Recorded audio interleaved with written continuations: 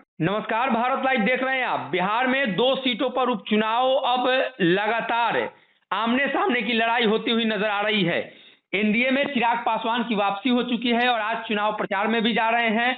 वहीं दूसरी तरफ महागठबंधन भी दमखम दिखा रही है। महागठबंधन के तरफ से भी लगातार कई लोग चुनावी मैदान में हैं। ऐसे में हमारे साथ फोन लाइन पे मौजूद हैं साधु पासवान, जो चिराग पासवान के संबंधी भी है और राष्ट्रीय जनता दल के सबसे बड़े दलित चेहरा एसटी/एससी प्रकोष्ठ के अध्यक्ष भी हैं। जानेंगे इनसे कैसा चुनाव प्रचार चल रहा है। साधु जी, क्या लगता है इस चुनाव में कैसी परिस्थिति बन रही है?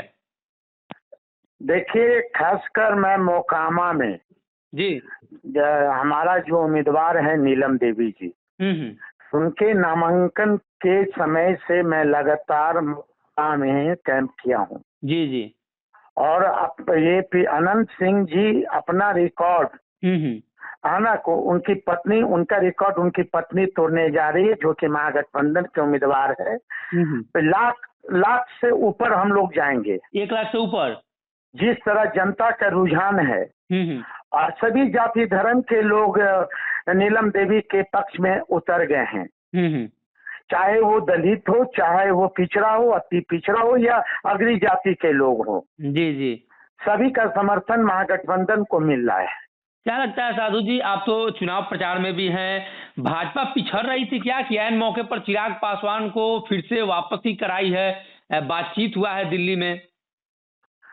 देखिए, ये मेरा मामला नहीं है, ये चिराग पासवान जी का मामला है ना। इस पर हमारा टिप्पणी नहीं है।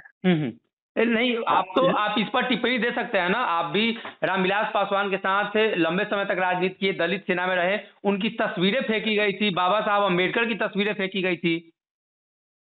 आपने सही कहा, लेकिन चिराग पासवान जी का जख्म शायद भर गया है। जी जी। जो बीजेपी वाला कुछ माह पहले तस्वीर फेंका, स्वर्गीय रामविलास पासवान जी एक दलित चेहरा थे। जी जी। और जिस तरह बाबा साहब अम्बेडकर का, जिस तरह स्वर्गीय रामविलास पासवान का मूर्ति को तोड़ा गया, ये कोई नहीं तोड़ा था, ये बीजेपी के लोगों ही ने मूर्ति फेंकवाने का काम किया, तोड़ने का काम किया, है ना। अब इस पर अब तो हमसे ज्यादा इस विषय पर ये चिराग पासवान जी बताएंगे। परिवार के सदस्य हैं, आपको भी दुख होता होगा ना इन सभी चीजों को लेकर?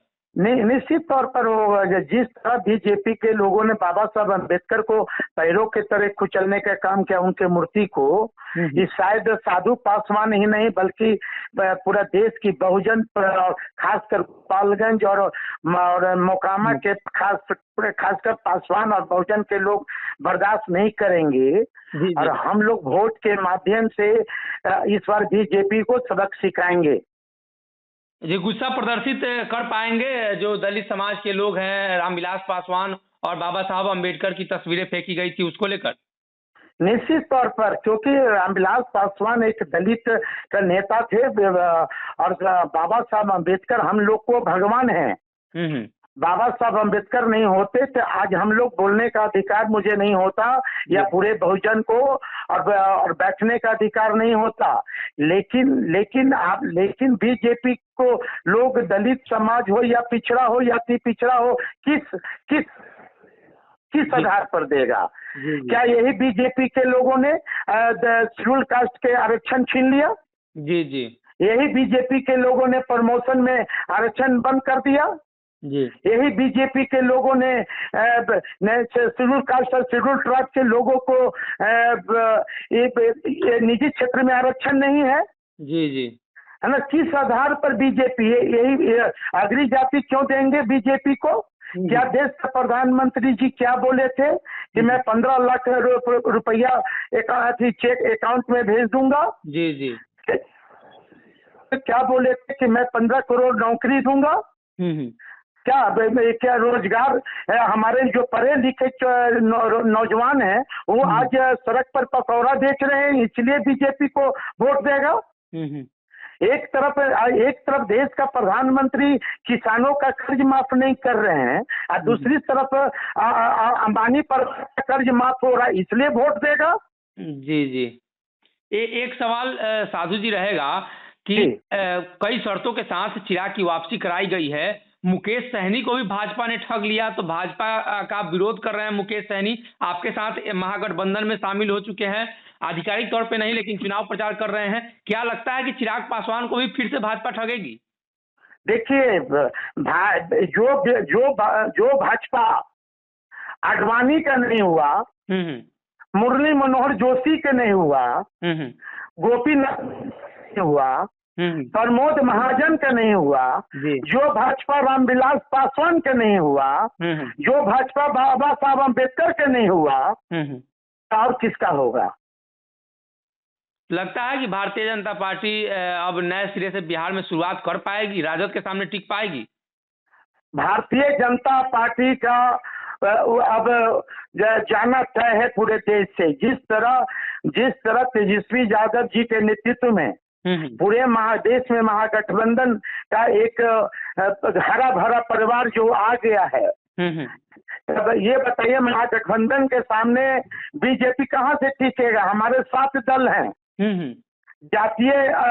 जातीय भी देखेंगे आंकड़ा, तो बीजेपी कैसे जीतेंगे? आप ही बताइए ना भाई, है ना? इसलिए अब कुछ लोगों का राजनीतिक अपना करना है, वो अपना करते रहे हैं, लेकिन हम लोग अम्बेडकरवादी हैं, हम लोग अम्बेडकरवादी के साथ चलेंगे, अम्बेडकरवादी के पद चिन्ह पर बताए रास्ते पर चलेंगे, है ना? तो चिराग जी को बहुत बहुत धन्यवाद है कि वो बीजेपी में गए हैं, अपने कुछ सोच समझ कर गए होंगे। अब तो उनके खिलाफ भी आपको चुनाव प्रचार में उतरना होगा, इसलिए कि महागठबंधन की तरफ से है वो।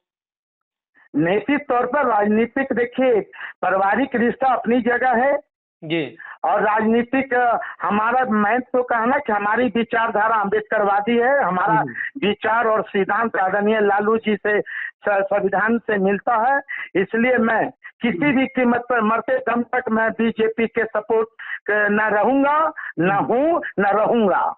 आपने पिछली बार हमारे इंटरव्यू में कहा था कि रामविलास पासवान के अपमानों का बदला लिया जाएगा, आप कैसे बदला लीजिएगा? इसलिए कि अब तो चिराग जी उधर हैं, आप अकेले ले पाइएगा भाजपा से बदला? देखिए, हमारे साथ दलित समाज का समूह है,